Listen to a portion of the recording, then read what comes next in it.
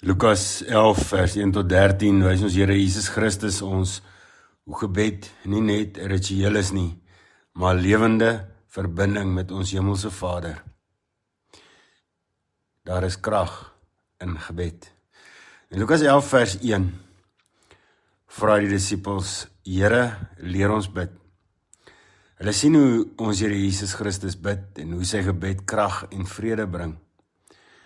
Hulle sien iets en hulle wil dit ook hê. Dit wys ons gebed is iets wat ons kan aanleer. Dit begin met 'n honger om nader aan God te kom. Vra jouself af, hoe gereeld soek ek God se teenwoordigheid in my gebed? Ons Here Jesus gee ons die Onse Vader as riglyn. Dit begin met Onse Vader.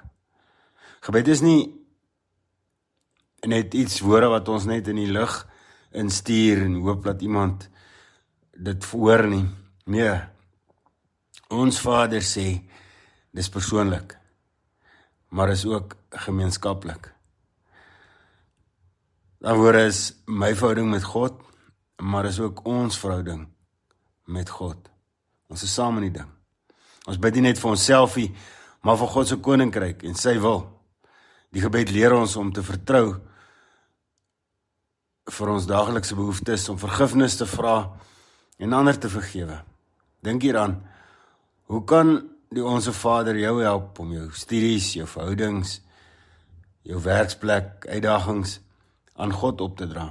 In Lukas 11, vers 5 tot 13 vertel ons Here Jesus Christus van 'n vriend wat middernag aanklop vir brood en van 'n vader wat goeie gawes aan sy kinders gee. Die boodskap volhard in gebed. God is nie 'n onwillige vriend nie.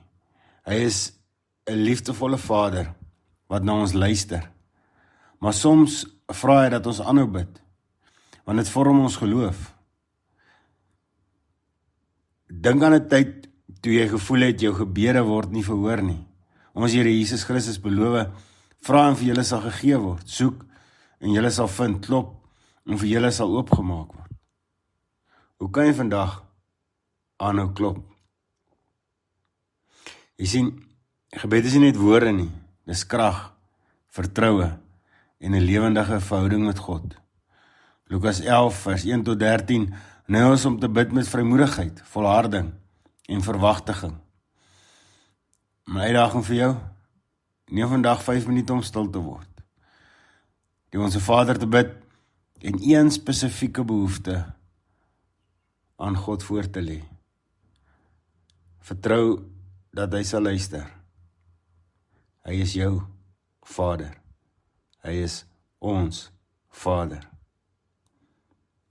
Gaan en maak gebed deel van jou daaglikse reis.